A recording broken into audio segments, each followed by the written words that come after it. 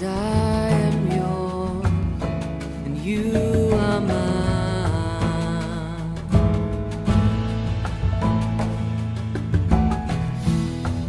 'Cause I am yours, you are mine. You are mine.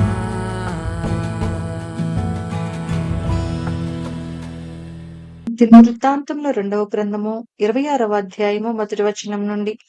అంతటి యూదా జనులందరినూ 16 వాడైన ఉజ్జియాను తీసుకుని అతని తండ్రి అయిన అమజియాకు బదులుగా రాజుగా నియమించిరి. అతడు ఎలతును కట్టించి రాజుకు తన తండ్రి అతని పితరులతో కూడా నిద్రించిన తరువాత అది యూదా వారికి తిరిగి వచ్చినట్లు చేసెను. ఉజ్జియా ఏలనారంభించినప్పుడు 16 వాడై యెరూషలేములో 52 సంవత్సరములు ఏలెను. అతని తల్లి యెరూషలేము కాపురస్తురాలు. ఆమె పేరు యొకల్య. అతడు తన తండ్రి అయిన అమజ్యా చర్య అంతటి ప్రకారము యెహోవా దృష్టికి యథార్థముగా ప్రవర్తించెను. దేవుని ప్రత్యక్షత విషయమందు తెలివి కలిగిన జెకర్యా దినములలో అతడు దేవుణ్ణి ఆశ్రయించెను. అతడు యెహోవాను ఆశ్రయించినంత కాలము దేవుడు అతన్ని వర్ధిల్ల చేసెను. అతడు బయలుదేరి ఫిలిష్తీయులతో యుద్ధము చేసి గాతు ప్రాకారమును, యబ్నే ప్రాకారమును, అష్టోదు ప్రాకారమును పడగొట్టి అష్టోదు దేశంలోను ఫిలిష్తీయుల ప్రదేశములలోను ప్రాకారపురములను కట్టించెను. ఫిలిష్తీయులతోనూ గూర్బయులలో నివసించిన అరబీలతోనూ మెహునీయులతోనూ అతడు యుద్ధము చేయగా దేవుడు అతనికి సహాయం చేసెను. అమ్మోనీయులు ఉజ్జియాకు పన్నిచ్చువారైరి. అతడు అధికముగా బలాభివృద్ధి నొందెను కనుక అతని కీర్తి ఐగుప్తు మార్గ ప్రదేశములన్నిటను వ్యాపించెను. మరియు ఉజ్జియా యెరూషలేములో మూల గుమ్మము దగ్గరను, పల్లపు స్థలముల గుమ్మము దగ్గరను, ప్రాకారపు మూల దగ్గరను దుర్గములను కట్టించి గుమ్మములు దిట్టపరిచెను. అదియుగాక షెఫెలా ప్రదేశంలోను, మైదాన ప్రదేశంలోను అతనికి విస్తారమైన పశువులుండగా అతడు అరణ్యంలో దుర్గములు కట్టించి అనేకమైన బావులు త్రవ్వించెను.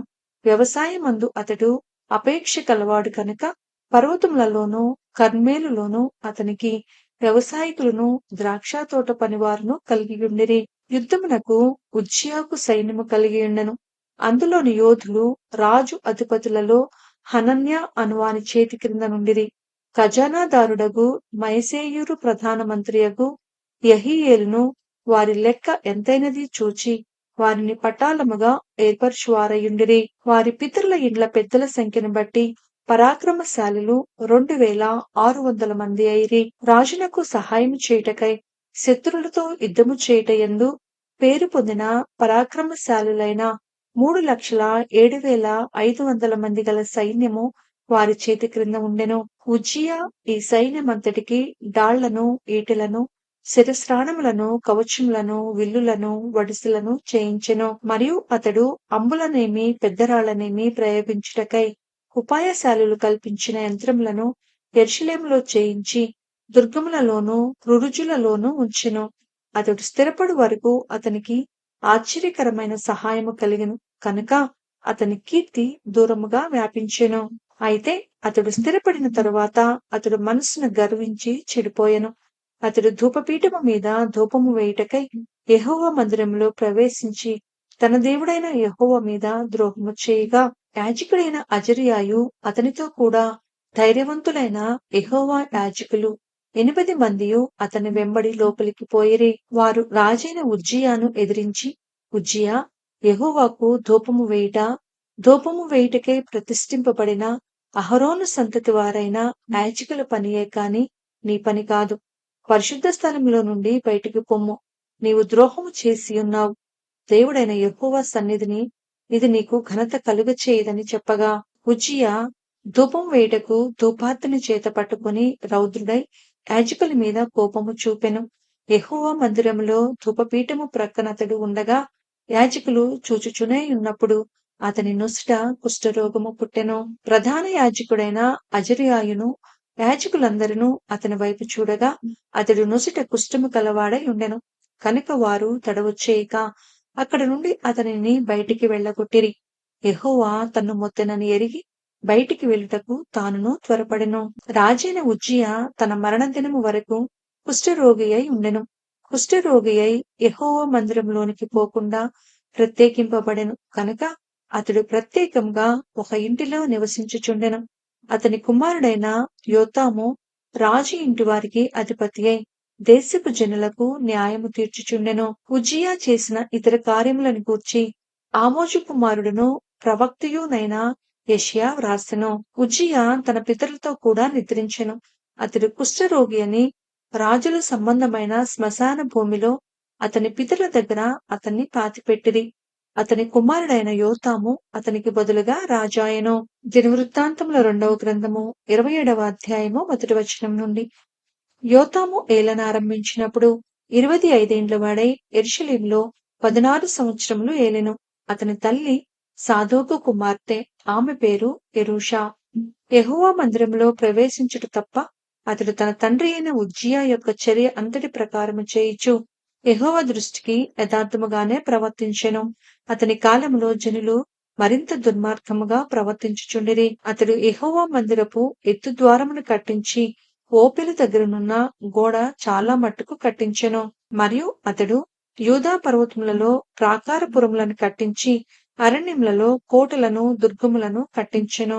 అతడు అమ్మోనీల రాజుతో యుద్ధము చేసి జయించెను కనుక అమ్మోనీలు ఆ సంవత్సరం అతనికి 200 మణుగుల వెండిని, 10,000 కొలల గోధుమలను, 10,000 కొలల యవలను ఇచ్చిరి. ఈ ప్రకారముగా అమ్మోనీలు మరు సంవత్సరమును 3వ సంవత్సరమును అతనికి చెల్లించిరి. ఈలాగన యోతాము తన దేవుడైన యెహోవా దృష్టికి యథార్థముగా ప్రవర్తించి బలపరచబడెను. యోతాము చేసిన ఇతర కార్యములను గూర్చి అతడు చేసిన యుద్ధములన్నిటిని గూర్చి అతని చర్యను గూర్చి ఇజ్రాయేలు యూదా రాజుల గ్రంథమందు వ్రాయబడి ఉన్నది. అతడు ఏలనారంభించినప్పుడు 25 ఏండ్ల వాడై యెరూషలేములో 16 సంవత్సరములు ఏలెను. యోతాము తన పితరులతో కూడా నిద్రించెను. అతడు దావీదు పట్టణమందు పాతిపెట్టబడెను. అతని కుమారుడైన ఆహాజు అతనికి బదులుగా రాజాయెను. దినవృత్తాంతములు 2వ గ్రంథము 28వ అధ్యాయము 1వ వచనం నుండి. ఆహాజు ఏలనారంభించినప్పుడు 20 సంవత్సరముల వాడై యెరూషలేములో 16 సంవత్సరములు ఏలెను. అతడు తన పితరుడైన దావీదు వలె యెహోవా దృష్టికి యథార్థముగా ప్రవర్తింపలేదు. అతడు ఇజ్రాయేలు రాజుల మార్గముల యందు నడిచి బయలుదేవతా రూపములుగా పోత విగ్రహములను చేయించెను. మరియు అతడు బెన్ హిన్నోము లోయ యందు ధూపము వేసి ఇజ్రాయేలీల ఎదుట నుండి యెహోవా తోలివేసిన జనముల హేయక్రియల చొప్పున తన కుమారులను అగ్నిలో దహించెను. అతడు ఉన్నత స్థలములలోనూ కొండల మీదను ప్రతి పచ్చని చెట్టు క్రిందను బలులు అర్పించుచు ధూపము వేయుచు వచ్చెను.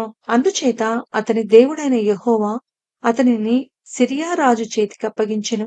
సిరియనులు అతన్ని ఓడించి అతని జనులలో చాలా మందిని చెరపట్టుకొని దమస్కునకు తీసుకుని పోయిరి.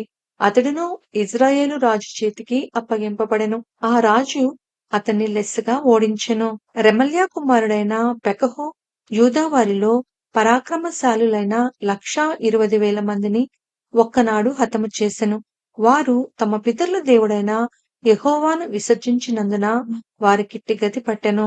పరాక్రమశాలి అయిన ఎఫ్రాయిమీయుడగు చిక్రీ రాజసంతతి వాడైన మైసేయాను, సభాముఖ్యుడైన అజ్రీకామును, ప్రధానమంత్రి అయిన ఎల్కోనానును హతము చేసెను.